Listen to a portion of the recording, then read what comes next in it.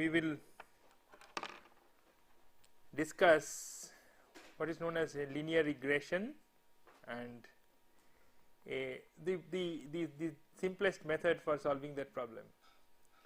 So just to recapitulate once, we loosely define system identification as a, that is, if you are given a set of process signal values, we are talking about process signals because we are generally concerned with identification of, calculation of models for dynamic systems. So they will have, based on their input and output signals. So given a set of process signal values over time, some model structure we have to assume, and some, obviously some error criterion we have to assume, and also we could have, about the system we will have certain a priori knowledges, we have some experience with the system, so we know some things already, even if we do not know the detailed model set, we know certain things.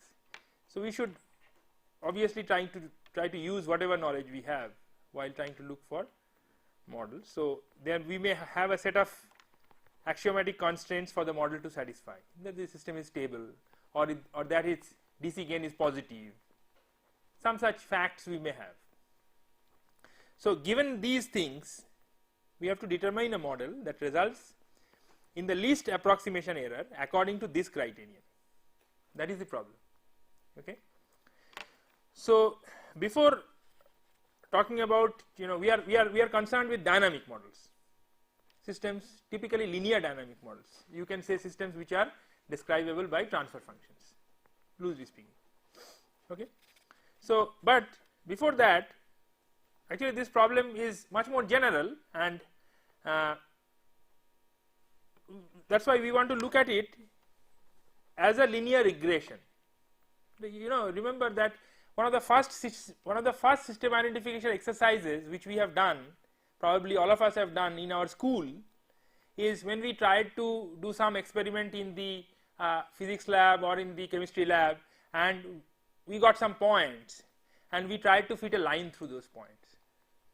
That was our first system identification exercise, to be precise, because you are given a set of data points which you got from experiments, and you know a model structure which is given by some physical law, maybe Ohm's law, and you want to fit a best fit line.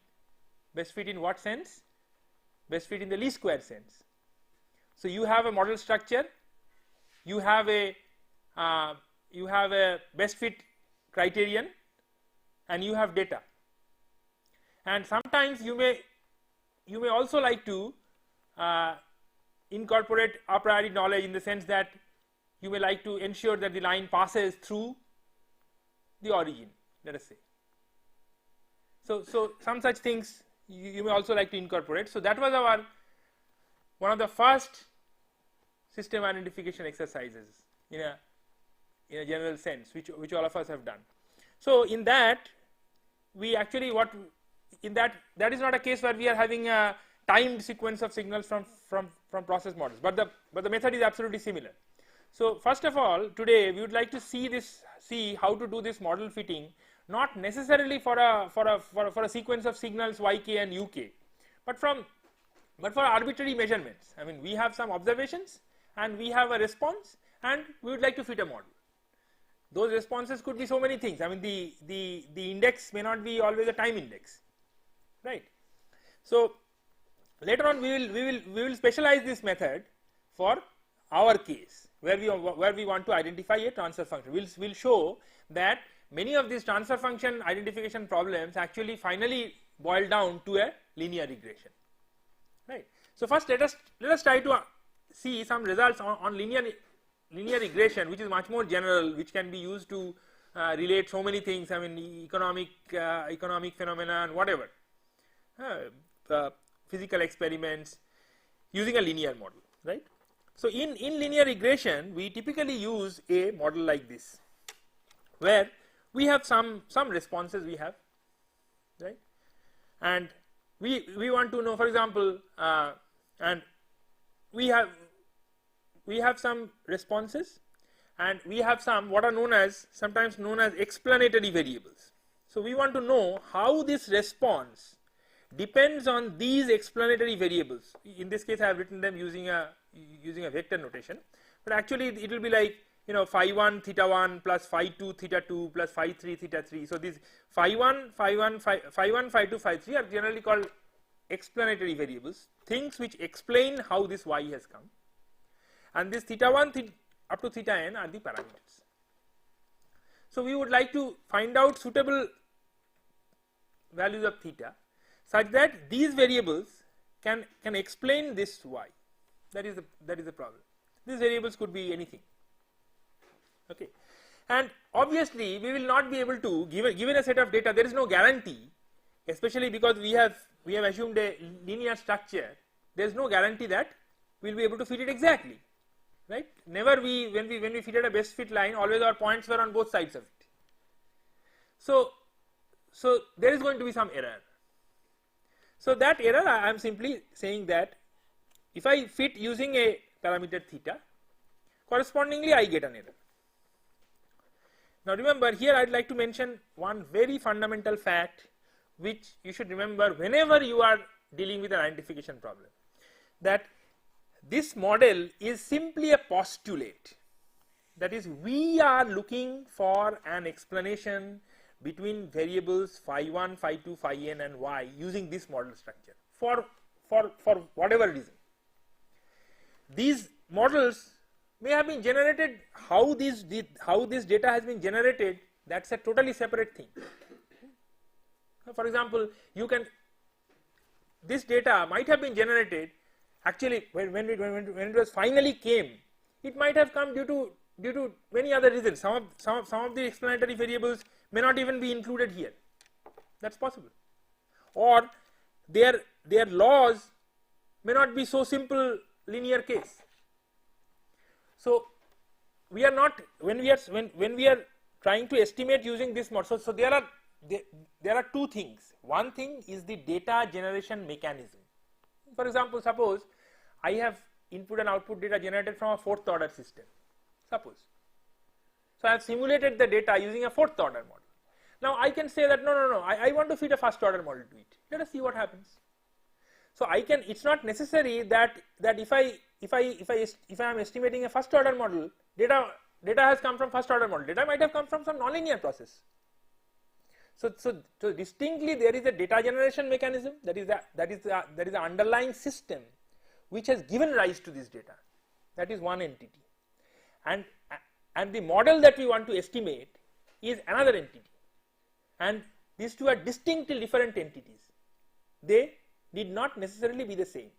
So here we are not saying anything about how the data is generated. We are simply saying that we have some y's, we have some phi's, and we would like to fit a model to it.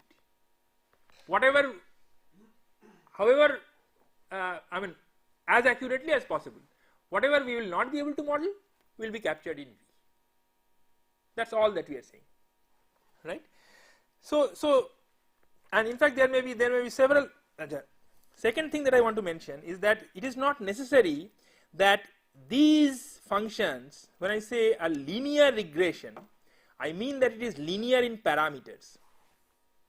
Here you may have, for example, a very typical case will be that y is equal to, say, a1 plus a2 x square plus a3 x cube. This is a model which is non-linear in x, but it is linear in the parameters a1, a2, a3. So what we mean is that we mean linear in parameters. That's why it's called linear. So it's not linear, it may not be linear in the signal elements. When we say linear systems, it is linear in the signal elements. In this case we are talking about linear in parameters. Okay, signal elements may very well be non-linear, doesn't matter. So this must be remembered. Now sometimes, especially if we want to get analytical results, we will have to make assumptions about how the data was generated. Without that, if the data generation mechanism is left unspecified, you cannot get any results about the quality of estimates especially. So you will have to make very often you will have to make assumptions about what model generated the data. So for that, at least one thing is clear, that if your method is good, then if the data is generated from a first order model, and if you are trying to estimate a first order model, then you should get a good estimate. At least that much your method should be able to do. So to be able to verify that, very often we will make assumptions that about this system data generating model, and very often we assume that the data generating model is also this of this form. Only thing is that in that case we will assume that there exists some parameter theta naught which has given rise to this data, and when you see what, let me explain this, because this will come again and again, that there is some phi's are going in, okay. So y is coming out, this is your system. So how y is coming out? So there is a system parameter theta naught, and there are some disturbances E. These disturbances are parameters are properties of a system. Now this phi and this y you are feeding to your estimator, and so now this is your estimator, this is your system. So system used some theta naught and some E to generate this y from this phi. These are unknown to us. Our objective is to find some value theta using our estimator. So we will feed y and phi, and for this value of theta we will get some value of v. So this theta naught and this theta are going to be distinct. This E and this v are distinct, ideally speaking. And now at least we'll once we do that, then we'll naturally like to see whether theta will be close to theta naught. So such properties we'll look for. So very often we will assume such model structures for the system also, but we must remember that exactly the disturbance values that the system used for generating the data and the disturbance that you got from your model mismatch are different things, right? So these things should be clear right in the beginning, because sometimes they get mixed up because they are same forms of models. So you don't know which one are you using. Are you using the true system model, which is unknown, or you are using the estimated model? You must be able to distinguish between them. When V may represent effects of measurement errors in y or phi, and it will affect various kinds of things like the unmodeled dynamics or your estimation inaccuracy. So many things will come. So having said this, let us try to find out first of all what we would ideally like to do. This V is simply an error in fitting, that is something which we could not fit, but ideally the best would have been if I could have found out a theta which would exactly satisfy y is equal to phi transpose theta. That would give me zero error fitting. Now the question is, can I not do that? I can certainly do that in this equation, but in general the point is that I am not going to fit it for one point. I have say 10, 12, 15, 20 points, and I have to fit all of them, right? That is the problem. So actually I have a set of such equations. So actually my set of equations are y1 is equal to some phi 1 transpose theta plus v1, y2 is equal to phi 2 transpose theta plus v2. In this way I have say n number of data points plus vn, and I want to find a single parameter vector theta such that all these equations are satisfied in the best possible manner. That is my problem, because I have a number of experiments. When you did in your physics lab, you had a number of points, and you want to fit one line which will approximately describe all these points, right? So now when can you do that? Firstly, can you solve it exactly? It's a very simple thing. I mean, it's a linear simultaneous equation solving problem, that you have to solve a set of linear equations for those unknowns. So when can you solve it?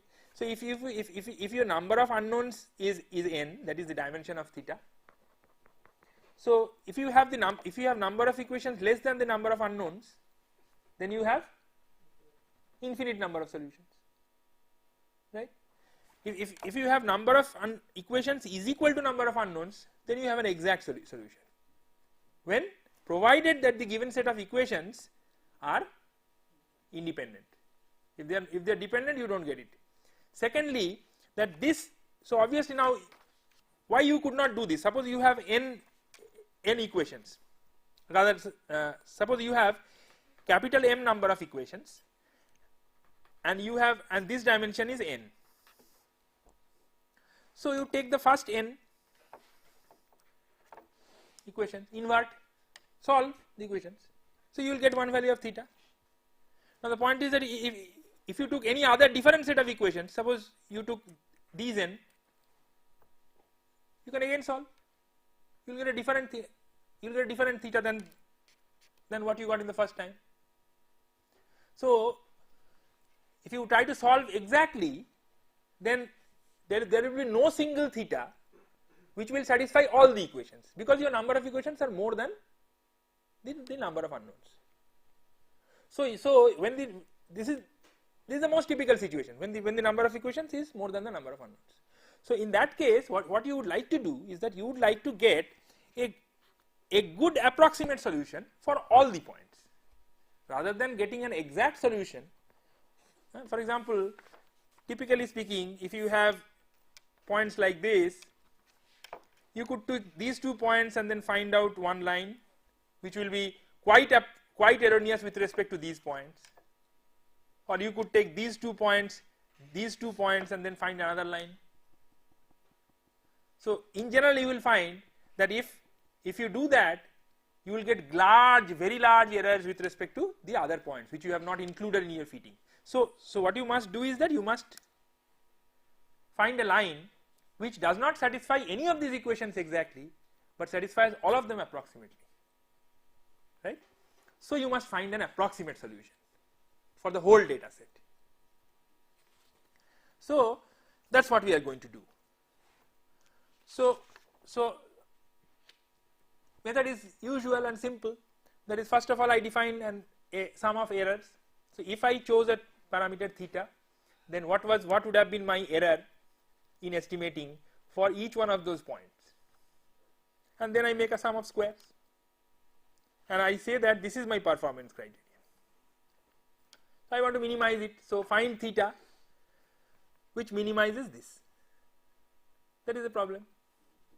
Now this can very easily, you can understand that this can be written like this, where this y is nothing but, so I have written it in vector matrix notation. So basically all these equations if you stack, so y will be equal to y1 to yn, this is your y, capital Y, is equal to your matrix, this is your phi 1 1 to phi 1 n, small n, and this is phi n1 to phi n n.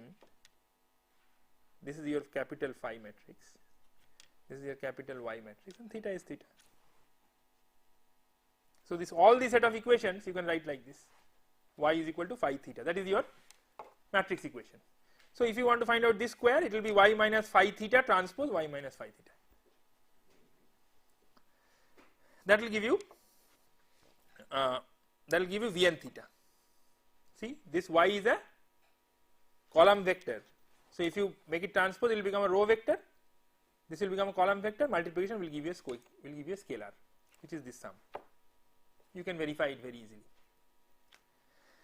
So our usual way, that we have to differentiate it with respect to theta and then set it to 0. That will immediately give you, if you try it, is very well known, nothing great about it. We have also done it in other contexts before. So it will immediately give you that this is the least square solution to this problem, provided the inverse exists, provided this inverse exists. Otherwise you cannot obtain it, obviously.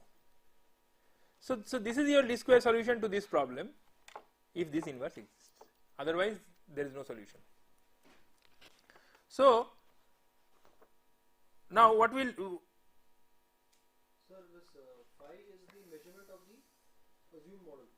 Phi are the explanatory variables. You have some variables you have measured, and you want to using these variables you want to explain another variable. This is of the model. Of the model. Yes. Now, I mean, signals are common to models and systems. Signals are generated from system, but we don't know how they are generated. But we would like to postulate some form of the model, and then we would like to find out the best parameters within that form, which explains these signals the best. So what exactly theta? Theta are a set of parameters. They could be resistance, inductance values if you have a circuit. Model parameters? Yes, model parameters. Right. So this is my least square solution.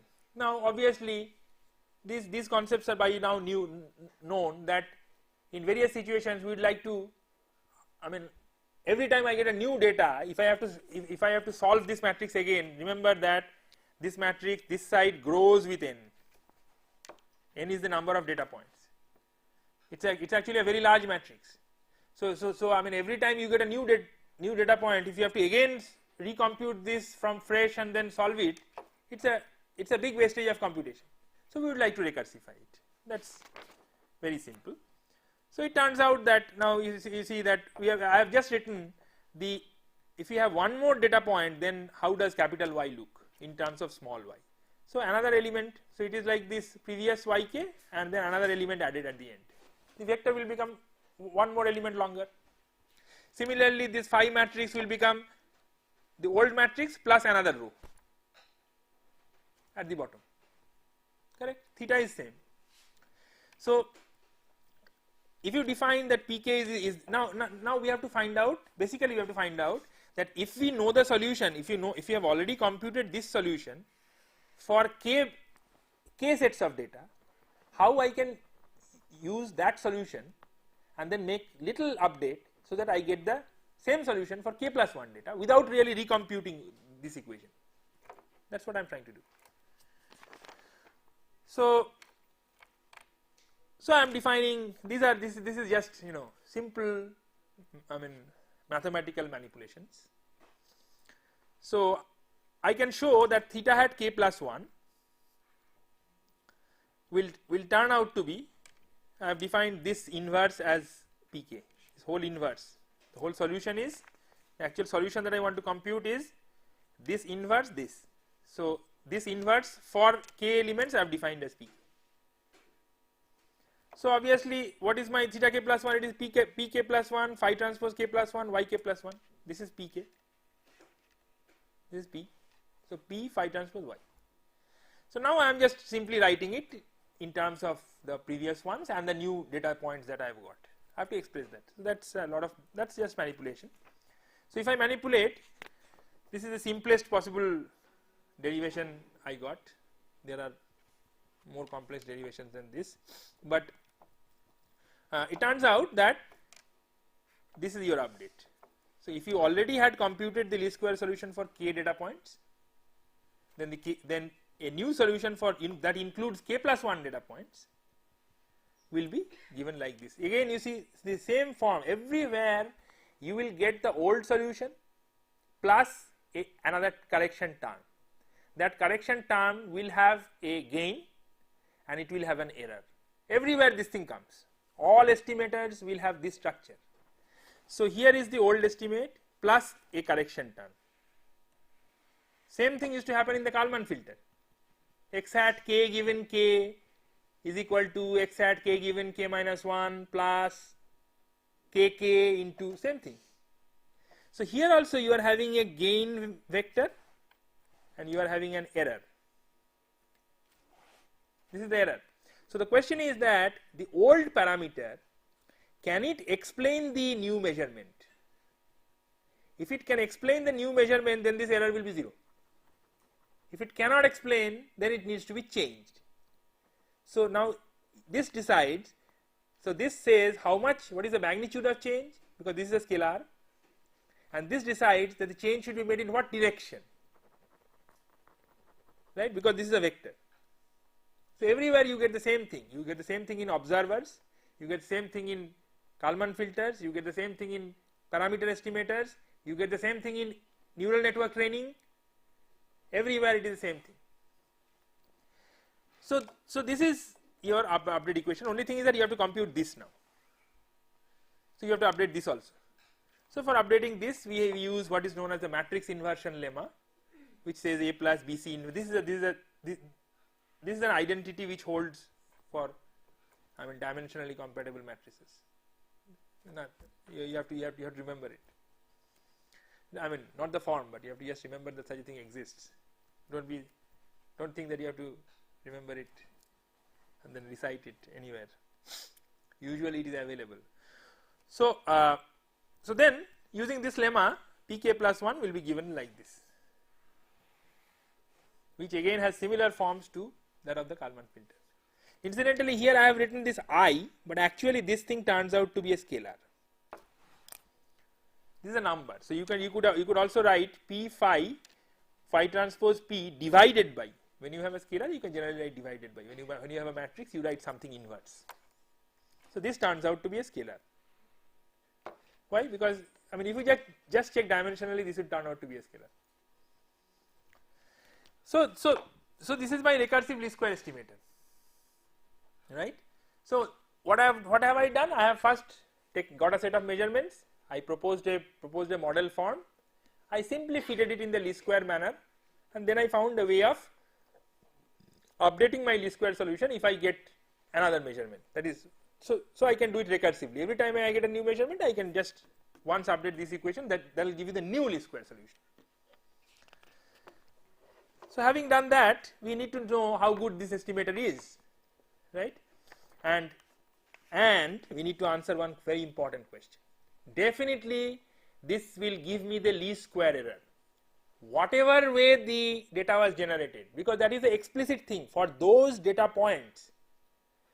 You cannot get a linear estimator which will give you lower square error. That fact is true. Whether the data was generated by a nonlinear system or not, that is true. But why are you making this estimator? You are making this estimator because once you find those thetas, you are going to use it on other data points. See, normally why do we build a system model? We build a system model because we are going to use that model elsewhere. So typically speaking, this we must remember, this is another thing, that we typically use some amount of data for building a model, and we employ methods such that the model that we get explains that data very well. That is basically by virtue of our method, or for example, in this case, we got some data points y1, y2, y3, yn, and we found a least square estimate. So particularly for those set of measurements, the parameter vector that I have got naturally will fit those data. It is forced to fit that data. But the question is that now, can I use this parameter theta generally? That is, can I take this system and then in future generate different data and then use this parameter to explain it? Will it work? That is the main question. In other words, can the model generalize? It has been built using a certain data set. Does it work well for other data sets? If it doesn't work well for other data sets, that model is useless. So we always look for a kind of generalization property of models, right? This is a big thing which has to be ensured with neural networks. Otherwise, I mean, a neural network could, it could also happen for a neural network incidentally, which generally does not happen here, is that it could, the given data set, it could model so nicely that it will work badly for other data sets. That also could happen. That is, you could have overfitting, not only underfitting. So for that matter, so therefore, with respect to this data set, I will get least square error, no problem. But the question, but if I want to now suppose, so now what is the question I am asking? When will this model work well for other data sets as well? When will it work well? So if you want to understand that, then you have to make an assumption about the system, how the data was generated, that is how the system generates data. So if you assume that the system generates data using a same kind of data set, this is the way the system generates phi. Given phi, the system gives out y. This theta naught is unknown, it is inside the system. Now you have got one set of y's and one set of phi's, and you used it in your estimator and you got a theta. Now if you take another phi from the system and another phi from the system, will this theta work for this? That is, say this is the first data set, if this is the second data set, then will y2 be also given by phi 2 theta plus some error v, where this error will be small? Will it work? Obviously it will work if this theta is close to this theta naught, because the system generates data like this. So if this theta is equal to this theta naught, then for all data sets it will match. So therefore it is relevant to ask, that is, whether this theta is close to this theta naught if we assume that the system generates data using the same form. That is why it is relevant to ask for this problem, to ensure that your model will be of general usability. Okay. So therefore we will look for such properties. For example, so first of all I will assume that the data is generated by this model, that is, this is the system model.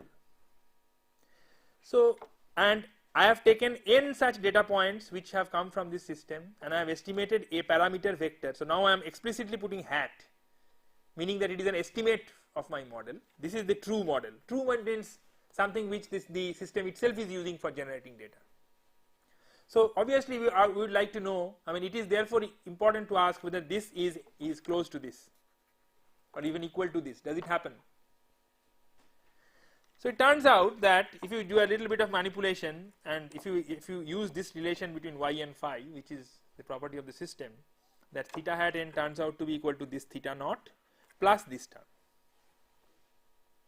So this will be close to the true one which the system itself is using, provided this term is small.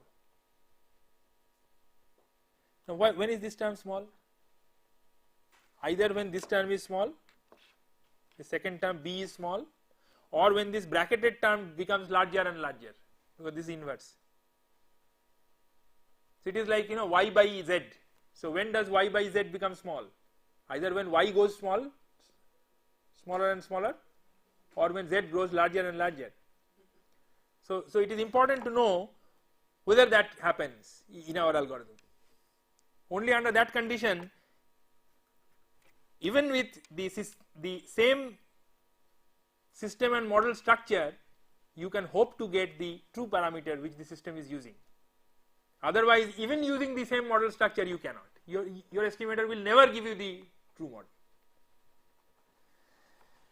So it does happen under certain conditions. So what are the conditions? First condition is that this goes to 0. How do we say that this goes to 0? When will it go to 0? When this vk and phi k are going to be orthogonal or uncorrelated over some, because this is like an expectation, right? So that is why these are reasons for which you will find such assumptions are made, that the noise which the system is which is going into the system is orthogonal to these data points. And we will see that in our dynamic system estimation, sometimes that happens, sometimes that does not happen. So for some model forms, if you write the model structure, transfer functions in a certain way, that may happen. If you write it in some other way, it may not happen. If it does not happen, then you have every chance that you will never get the true system parameters. It is possible, even though your data will be fitted in the least square fashion. Data will always be fitted in the least square fashion. About that there is no doubt. So the two typical cases which will give good results are, firstly, that this is we often assume it to be zero mean white, because this zero mean white will ensure. Actually what we need is that vk is uncorrelated with phi k. This is all that we need. But in many cases, if you assume v to be zero mean white, this is satisfied. We will see that in the case of our transfer functions. Right now we only say that vk is uncorrelated with, have to be uncorrelated with phi k, and this Pn inverse must remain non-singular and must grow in size. If it grows in size, then this term will be smaller and smaller, and my estimate will come closer and closer to this true system estimate, right. So this, now there are several nice properties. This kind of results are called asymptotic, in the sense that we can only show that eventually as n tends to infinity this is going to happen. Now this n tends to infinity thing is, it is a result which, it is something, it says that okay, if you do it long enough it will happen, but this long enough is how long? Because in general you are going to only work with finite data. So you are very interested to know that does it happen within 100 points, within 200 points. Finally it goes to, something goes to 0. Now something can go to 0 like this, something can also go to 0 like this. So is it that this is monotonic, it will always reduce, this is not monotonic, sometimes it may increase, sometimes it may decrease. All we are saying is that it will finally go to 0. So typically if it does like this, it is likely to take longer. So we are also interested to know that what more we can say about the estimates. Can we at least say that this performance criterion is going to come down monotonically? Then at least I have little better hope that it will probably converge a little faster than if it were non-monotonic. So now we can prove several such cases. For example, you can prove that if you define a performance index like this, now why did you define it like this? What is the relationship of this with the original one which you are minimizing? The reason is that you have put this pk inverse. Now there is a reason why you have put this pk inverse that will soon come to, but suppose if you define a performance index like this, which is theta k minus theta is the true one, which is theta naught, and this is your estimate. So you are taking a weighted sum of the error in your estimate, right, and you have chosen the weight to be pk, so the weight is also changing. Why did you choose such a function? For one reason, that this weight incidentally goes on increasing with k. So you are gradually having larger and larger weights, this element. Now if you can show that, just imagine that suppose you have a quantity y is equal to lambda x square. Now this lambda goes continuously increases, and then you can show that this y cannot increase, it is bounded, it will not increase ever. So if this is increasing, this must decrease, is it not? If this is bounded and if this is continuously increasing, then this must be decreasing, right? So this our x is like this. So we are going to have this argument that if we can show that over k this q does not increase, but this keeps on increasing, then I will be able to infer that this keeps on decreasing, right? So it can be proved that with this thing, the performance index, that is q at theta hat k and q at theta hat k minus 1, if I take this performance index, if I evaluate at k minus 1 and at k, it turns out to be like this. So at least if in the system there was no noise, suppose this vk is 0, that is the system generated pure data using some unknown parameter theta, but there was no noise, then this is a purely positive quantity. See, phi transpose p phi is a positive quantity, phi transpose p phi is a positive quantity. So their ratio is also a positive quantity. This epsilon square is also positive. Here is a minus, which means that q theta hat k is strictly less than q theta hat k minus 1. It will be less than or equal to. It cannot increase. So this performance criterion can strictly, if the system did not have a noise, then the this performance criterion can only decrease while this goes on increasing. What will it prove? It will prove that this must always decrease. So the parameter error will strictly come down. It cannot increase. So the convergence is not like this. Convergence is like this, right? And why is it an increasing sequence? That is, why is this a more positive definite matrix than pk minus 1 inverse? Because pk inverse is pk minus 1 inverse plus phi transpose. So if you take any vector z and do z transpose pk inverse z, then it will be z transpose pk minus 1 inverse z plus z transpose phi transpose z. Now this can only be greater than or equal to 0, because it is a product of, if you call z transpose phi equal to w, then it is like w transpose w. So if it is w transpose w, it cannot be less than 0. It must be greater than or equal to 0. If this is greater than or equal to 0, then which means that this is a more positive definite matrix than this. Correct? So in that sense, pk inverse keeps on increasing. So therefore, you can do it much more rigorously mathematically, but you can show that it will continuously decrease. So at least you know that if your model structure was correct, that is, if the system indeed used some unknown theta and generated the data using y is equal to phi transpose theta, then your least square algorithm will eventually find that theta, if it is presented with enough data, right?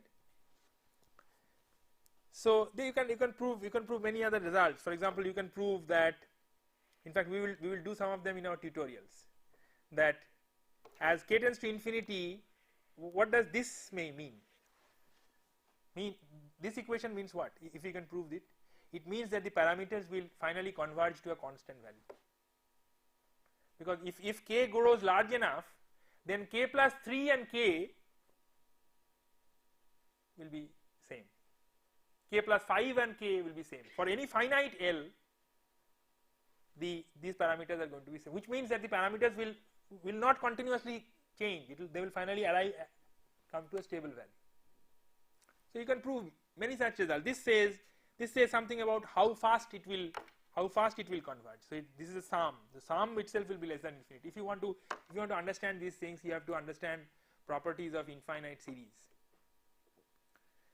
So that we don't intend to do, but all I wanted to say is that you can show that if the model structure was ideal and if there was no disturbance, then the least square algorithm will converge to the true parameters monotonically. So at least it has some good properties. Now the question is that this is one way, but sometimes you can ask that, okay, you can ask many other things. For example, you can ask that if I consider the general class of linear estimators, that is, given the y's, I want to generate some estimator using some arbitrary linear combination of y. I want to use some matrix here. I don't know what matrix. So what should be the property of these matrices so that I will get something? I will get an estimator. How can I do that? So it turns out that if you put that is again data is generated, if data is generated as y is equal to phi transpose theta plus, in this case, E or V, whatever, say V, then if you take any arbitrary, what I am saying is that the least square estimator is just one linear estimator. There may be other linear estimators. In fact, there is a very important linear estimator which we will study in a future class called instrumental variables. They have very nice properties. They give you much better estimates over least square using a very computationally efficient form. So it is not that you have to always use the standard least square estimate. So what we are trying to see is that if we constructed a general class of estimators which are generated from y in some way, this t, what this t I don't know, but what should be the property of t such that if I generate it using this t, then this theta tilde, which is the error between the true and the estimated parameter, will be low if I ask this question. So if I calculate this will be my theta tilde using this equation as the data generating equation. Then it turns out that if theta tilde has to be 0, then t should have this property. Property number 1, that this should be equal to identity, and because if this is equal to identity, then this is 0 and this should be 0. What does it mean? That this matrix T should be such that it is very well correlated with the actual data phi. So it's not necessary that you have to use the data. You can use something else other than data, but you must use something which is very correlated with the data and very uncorrelated with V. If you can do that, then whatever you put in this T matrix will give you an estimator. In fact, we will see later, especially in the context of the instrumental variable, that sometimes not using the data itself has great benefits, right? So this was, then, so any linear unbiased estimator, what do I mean by unbiased? Unbiased means that asymptotically this theta hat will tend to theta. If that happens, then we call an estimator as unbiased. So and then you can what is an optimal unbiased estimator is that if you go further, that of all unbiased estimators, which one gives you the least covariance, that also you can ask. So fine, so we will have to close today. So before closing that, all I want to say is that, so what did we do? We first found out a basic least square solution to a problem. Then we found that under the assumption that the data has been generated using a model of the same type, we can get some good properties from the least square algorithm. That is the estimated parameter will finally converge to quote unquote the true parameter which the system used to generate the data, that we found. And lastly, we found that it is not always necessary to go for a least square estimator. Sometimes it may be good that you will, rather than putting directly the data, you can put slightly modified data or some other matrix. Only thing is that whatever you use, you must ensure these two properties.